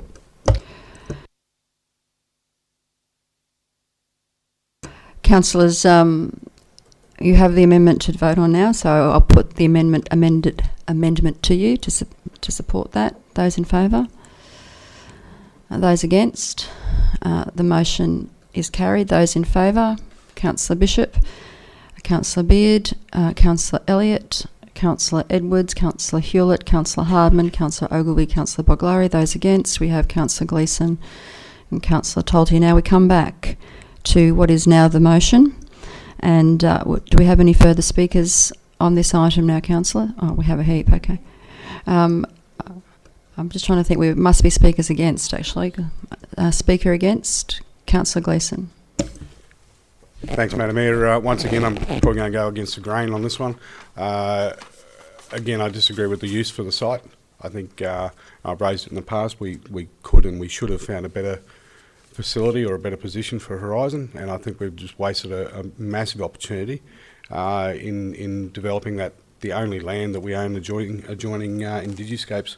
I won't be supporting it. I didn't support it initially, and I won't be supporting it again.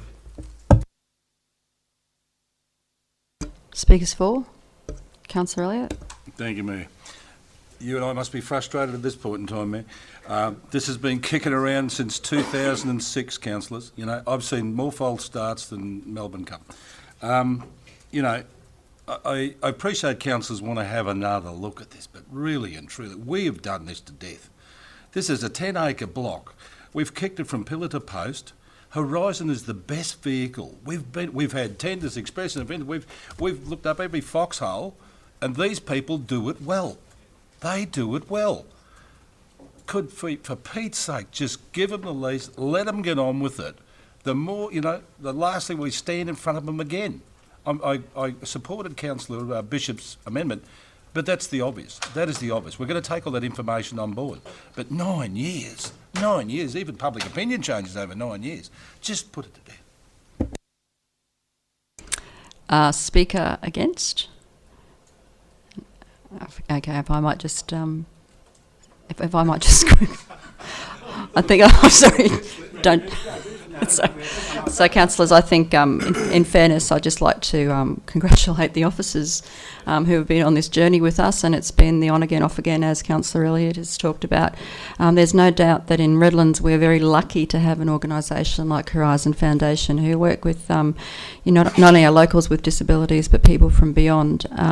They're certainly financially stable, very strategically in touch with what's required with future challenges, from federal government policy and state government policy.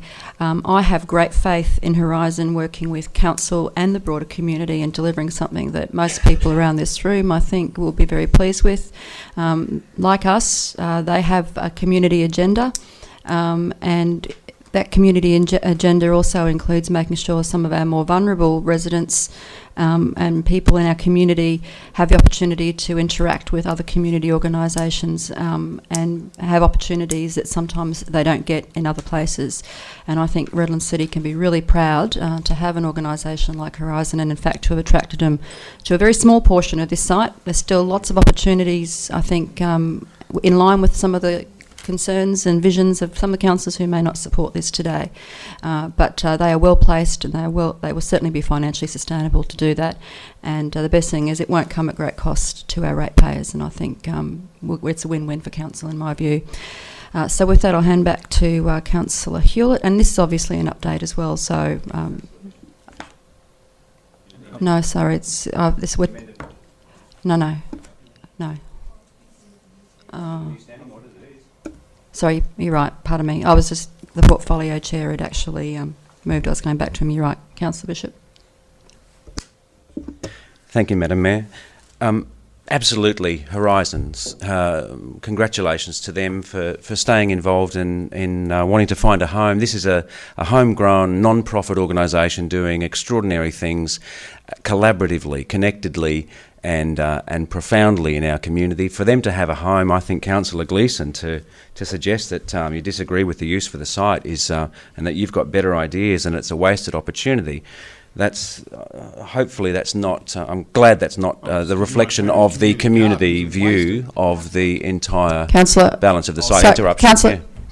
Councillor, please, I refer you to your standing orders. You do not speak over other councillors while they have the floor, and you make any comments through the chair. Councillor Gleeson, back to you, Councillor Bishop. Thank you, Madam Mayor. It's clear that passions ride high here, and that to have certain individuals want to influence what might happen on that site against the community will is not something that anyone would want. So I support and I thank councillors for supporting me and the rest of the council with the community view. I think you'll just withdraw that comment, if you wouldn't mind. For expedience. I don't think that was the intention of anyone who may if my turn of phrase suggested anything. Councillor, I ask you to withdraw that. The standing orders actually ask for you to be respectful of your counterparts in here, so I ask you to withdraw that comment. I withdraw that comment, and I just leave the importance of working with community and acknowledging the work that's happened there in the past. And I do hope that on the site in future that concept plan is something that remains as collaborative and proactive as possible, and totally support what Councillor Elliott said, that this has been gone on for a long time. It's great to have a start, and congratulations to all the officers involved. Councillors, with that, I'll put the motion. Those in favour? Those against? The motion is carried, supported by Councillor Bishop, Councillor Beard, Councillor Elliott, Councillor Edwards, Councillor Hewlett, Hardman, Ogilvie, Boglari, Williams. And those against, Councillor Gleeson and Councillor Tolte. Thank you, councillors. Councillor Hewlett, the next item is the sponsorship program, 11.3.3. Yeah, thank you, Madam Mayor. I'd like to present to Council 11.3.3, Sponsorship Program 2014-2015 report. I note that there's also a change to the recommendation, am I correct? Yes, there is. Is that the recommendation you're moving, Councillor Hewlett? I wasn't sure, Madam Mayor, whether I would remove that motion as given to me by the officers, or whether I should remove point 2 completely. I wasn't sure why. I need to have that sort of explained to me a little bit.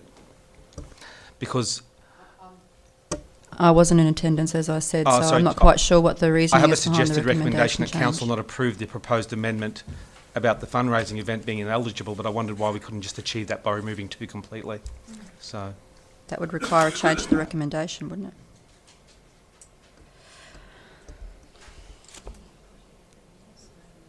it? Could we just remove 2 completely? Yeah. So just confirming that you're moving the amended motion. That's yes. Yes? As is on the screen behind me. Yeah. I'd just like to leave it as 1 if that's possible. Okay, so that's moved, seconded by Councillor Bishop. Would you like to speak to it, Councillor Hewlett?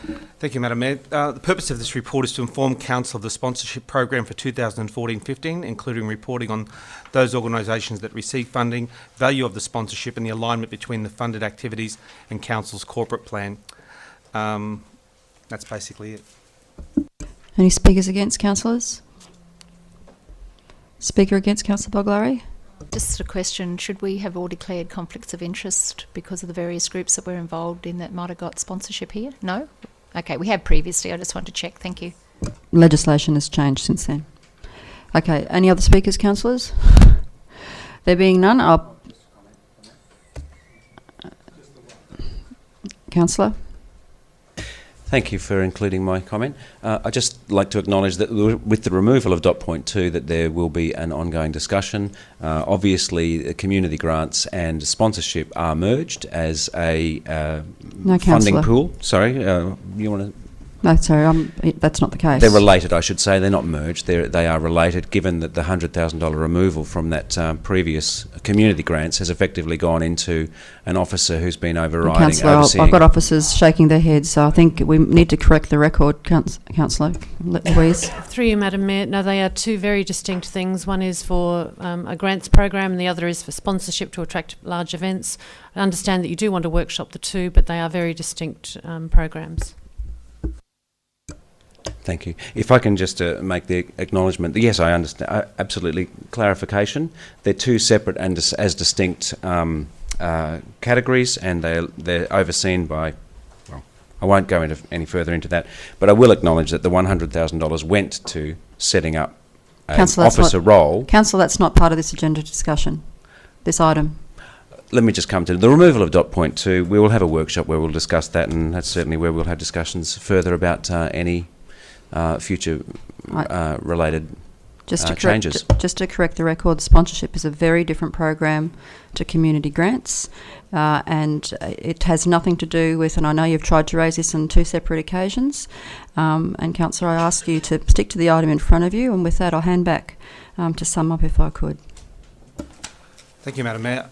I'd just like to move this officer's recommendation, but after I noticed on the end of the community grants one we put conduct a workshop before 30th of September. Should we also add a point 2 on this about the sponsorships? Or that's a given. I don't think that's required. Not required. I don't think you suggested that at all, Councillor Bishop, with greatest respect. No, Councillor, you had an opportunity to speak against it. I allowed you a comment and you went... Yeah, well, you had an opportunity to move an amendment and you didn't make it. So, Councillor Hewlett, are you summed up now? Yes, I'm summed up. Thank you. Okay. Councillors, I'll put the motion. Those in favour? Those against? The motion is carried unanimously. I'm going to remind councillors to refer to their standing orders. If people are going to continue to use comments to speak out of order, I won't allow them. And that's just giving you a heads up. You must speak to the item and I will refer you to the standing order, the standing orders. Moving on to the next item, councillors. Councillor Hewlett. Yes, thank you, Madam Mayor. It's 11.3.4, acquisition of property, Oasis Drive, Russell Island. There's also an amendment to that, so can I get some clarity on that one, thanks? Yes, there's an amendment concerning the financial side of it, which I think Louise or... Louise, would you like to just clarify that before we get the motion? Thank you, Madam Mayor. Post the paper being prepared, the resident was in contact with the councillor and advised that they were looking for the provision of fencing around the property and also the the connection of power at the front of the property. These are minor expenses that we're led to believe, and we think that it's appropriate that we have an item included in here for councillors to be aware of, that there is a nominal amount of $20,000 for any out-of-pocket costs associated with this very good opportunity to take into council ownership this parcel of land. Thank you, Louise. So we are moving the amended motion then. Councillor Hewlett, yes? Yes, I'm happy to move the amended motion. Thank you. I'll just get a seconder for that. Councillor Edwards, would you like to speak to it, Councillor Hewlett? Look, I think I might let Councillor Edwards speak to it because he was instrumental in facilitating this report.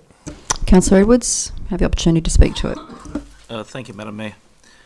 The land that's being offered to council today was formerly known as Pinnacle Hill Farm, which is the name I believe describes the land. The land is a cleared acreage block and is located on a peninsula that extends to almost touching Stradbroke Island. Being on a hill, the land has amazing views of Moreton Bay waters, almost in all directions. You can look to the north and you can see the islands of Lamb and Macleay, as well as the coastline of Stradbroke Island stretching all the way to Dunwich. To the east you see Canipa Passage, which flows towards the Gold Coast. As the council report points out, Canipa Point is deficient in parkland, and this donation of land fills a community need, plus adds wonderful water views as well. Margaret Broom is an extraordinary woman, whom I'm pleased to have known for several years, and since I've known her, she's always wanted to acquire this property and gift it to council as a property for the community to enjoy. When Margaret first attempted to acquire the land, many years ago, I believe she paid a substantial deposit on the property, on the contract. However, she was unable to secure funding at that time to complete the contract and actually lost that deposit. But Margaret's not a person to give up and saw another opportunity to buy the property for nearly $500,000 and sold her home, other assets, and had assistance from her children to buy this land. How many people these days will give a bulk of their assets to the community so that they may enjoy this parkland? And that is something I want to make clear for any future council to consider. This donation of land is for the purpose of community parkland, not to cover in buildings. And I hope future councils respect this. There is a vision for this land, and Margaret has a wide range of local residents volunteering to help create a special place working along with council. This is the way of the future, where the community has an input in the future design and delivery of this park. And I would expect that Margaret Broom would like to be involved in that process. The community vision is not to spend huge amounts of money on this land, but to plan a garden landscape which the community can deliver in conjunction with council. There is also a thought to build a dirt track around the boundary of the park for children to learn to ride their bikes away from the roads. These are low cost but functional outcomes. There are some costs we need to cover in this, such as the transfer of the electricity connection, which I believe Margaret's already had a quote to us, around about $1,000 to connect it. So they're low cost items. And there's also a requirement for a basic fence just to separate her house from the rest of the park.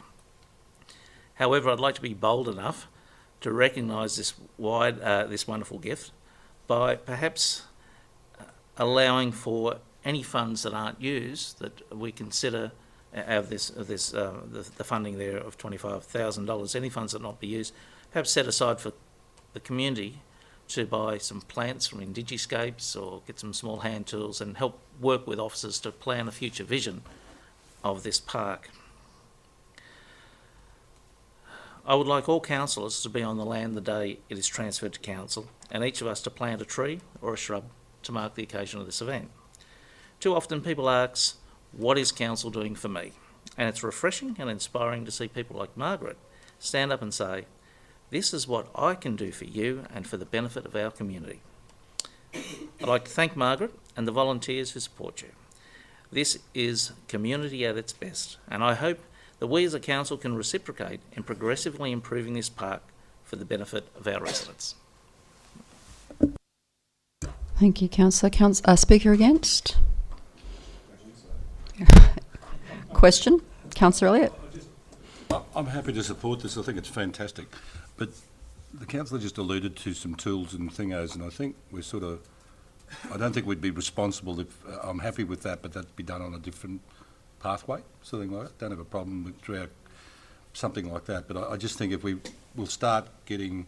This is done and we can put the extra in. The extra could be $10,000. I don't know, but I'm just sort of saying about our governance thing that we're actually getting this, put the money into the electricity and the fencing. I think we start straying off the thing. I think it's a fantastic thing. I think she should be congratulated publicly. Just a question I'm asking in the vote, that's all. I assume that the motion before you really refers to just what has been put forward in the report. It was a bold suggestion by Councillor Edwards, and that would be a consideration for council as to how any of those sorts of works might proceed. Louise? Thank you, Madam Mayor. Just to draw councillors' attention that we would bring this back at a budget review in any case, so you can always look at any potential additions or changes at that point in time. We're not aware of what the full cost will be, but we've given you an indicative amount in the financial section of the report so that you're aware of what we believe it will be. We can cover it at budget review time. Thank you, Louise. Does that answer your question, Councillor Elliott? Have we got comments, have we? Well, I am going to make sure that they're short and simple, if I could. Councillor Bishop? Mine's actually a question, and it's just regarding all hail Margaret Broome. What a wonderful ambassador for our city. And I absolutely endorse Councillor Edwards's request to honour the desire to turn it into community hands and to actually go further than that. And your question? And to enable them to get access to the site as soon as possible. My question is, given that she has left the property for community to enjoy, is there any way that we can stipulate a time frame just to acknowledge and honour that there is a perception that it could have an other use down the track, but is there some way that at this point, as receiving this land, that we could say for a 20-year term, for example, as we do with community leases, that we would actually say in perpetuity for at least a set period of time? And I'd like to suggest 20 years. Would that require a further amendment, or is there some way that that could be practically integrated into council just to honour this? I understand this lady's 93, just to honour that for some time into the future. Councillor Edwards and Madam Mayor, through you two officers. It will be a zoning decision, and that can be. And I'll refer to the officers, but Councillor, I think as we've indicated before, and I can't take this question on notice. I can't give you that, and I don't think any council officers could in the short term. Give you that answer. We would have to explore that, but once it's zoned for that purpose, any application then would come through. If council, who would be the ultimate owner, wanted to do something different with it, would have to be a subsequent decision of council, and I don't think we can fetter future councils, is my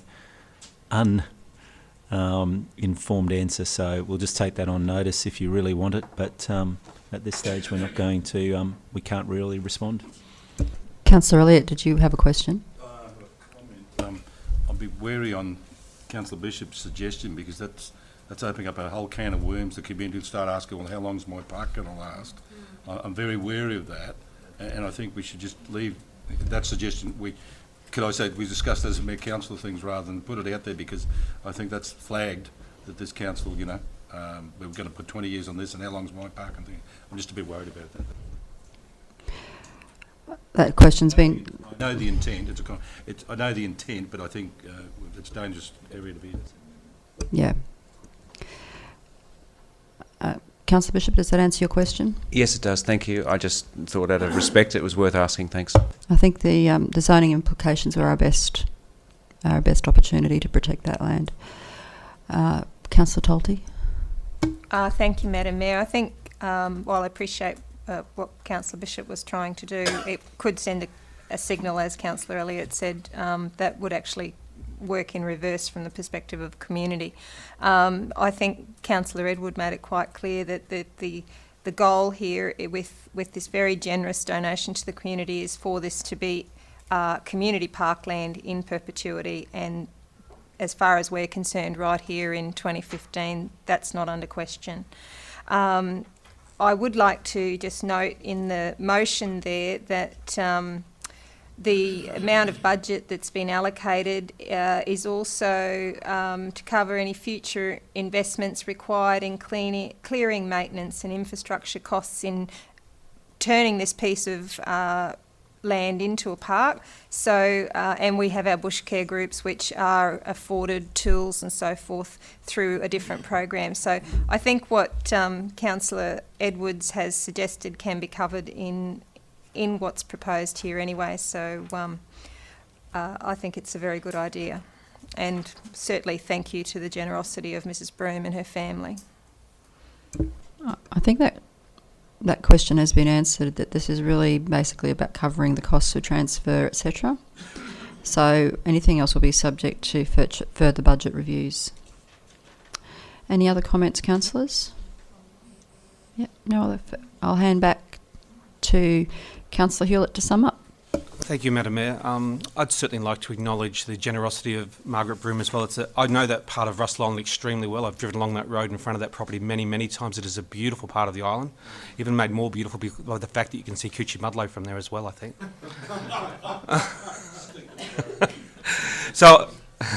And Stratty. So I'm just happy to move the officer's recommendation as is on the board now. Thank you. Thank you, councillors. I'll put the motion. Those in favour? Those against? The motion is carried unanimously. Okay, councillors, moving on to 11.4.1, Councillor Gleeson. Thanks, Madam Mayor. I'd like to move item 11.4.1, which is a new lease to Redland's Respite Care Committee Incorporated. Move Councillor Gleeson, seconded Councillor Boglari. Councillor Gleeson, would you like to speak to it? Thank you, Madam Mayor. The purpose of the report is to seek council approval for a new lease to Redland's Respite Care Committee Incorporated at the corner of Roberts and Chermside Street, Wellington Point.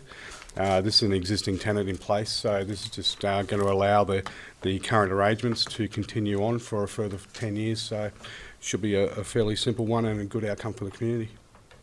Thank you, Councillor Gleeson. Any speakers against? Did you want to make a comment, Councillor Boglari? I assume you might. I was just going to say it's an organisation that assists people throughout the city. It's such a worthy cause, and the parents, when you go there, they just so rely on this facility that the officers are fantastic too. I have to mention that they really help the workers down there and coordinate things. So it's a really good community council outcome here, and I look forward to continuing to work with them. Councillor Gleeson, any need to sum up? No further comment, Madam Mayor. Okay, with that I'll put the motion. Those in favour? Those against? The motion is carried unanimously. Item 11.4.2. Thanks, Madam Mayor. I'd like to move item 11.4.2, which is road renaming for the northern segment of Morn Street at Capalaba. Move Councillor Gleeson, seconded Councillor Edwards. Would you like to speak to it, Councillor Gleeson? Thanks, Madam Mayor. The purpose of this report is to rename the northern segment of Morn Street at Capalaba as Grange Court. Morn Street is divided into two distinct segments, which are separated by residential complex developments. The renaming would facilitate safe and efficient access for all residents, visitors and service operators, and assist in property identification in both of the Morn Street segments. Madam Mayor, there's been a little bit of confusion since the new development has been constructed in the last couple of years, separating the two Morn Streets. Emergency services and delivery trucks have been they've been going into the wrong areas, which could pose a number of issues such as safety and risks. Council officers have sent a questionnaire out to 35 residents involved. 21 responses were returned, which is a pretty good outcome, and they're all positive, not one negative comment. So I think this is a fairly simple tick and flick, this one. Any speakers against? Question, Councillor Elliott. Have we checked there's no other Grange courts in Redlands? In Capalaba? Well, we tend to try and keep away from having the same name. Councillor, that's part of the standard process, and it's been through that. Thank you. Councillor Hewlett. Thank you, Madam Mayor. My only concern with this is that 35 and 21 responses is quite okay, but the whole area has got an Irish theme to it. All the streets around there are named after counties or parts of Ireland. To name it Grange, I think it should be Galway Court or Cork Court or a word like that. And I think if you've got a theme around a particular area of a suburb, I think it should be maintained. Just a thought. I'm sure we can come up with 11 different names. I'm not... I'm not quite sure how they've come to that determination, but I'm sure it'll be fine. Residents are okay with it. Certainly, as being local councillor in that area, it has had a lot of confusion as to which end of Morn Street, and some development probably about 30 years ago split the two. So I'm not quite sure how you come to the Grange, but anyway, I don't think we can suggest that from the floor today. With that, I'll hand back to Councillor Gleeson.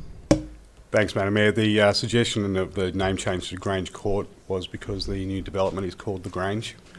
So outside of the unit development, there's only 2 existing houses that would need a street name, so everyone was pretty happy with that. And obviously Grange, very upmarket, which is well suited to the area. With that, councillors, I'll put the motion. Those in favour? Those against? The motion is carried unanimously. Councillors, I haven't got a Merrill minute, and I haven't had any notices of to repeal or amend or motions or any urgent business without notice. So with that, I will declare the meeting closed at 11:25. Thank you for participation, and thank you to members of the public in the gallery today. Thank you. Closed at 11:25.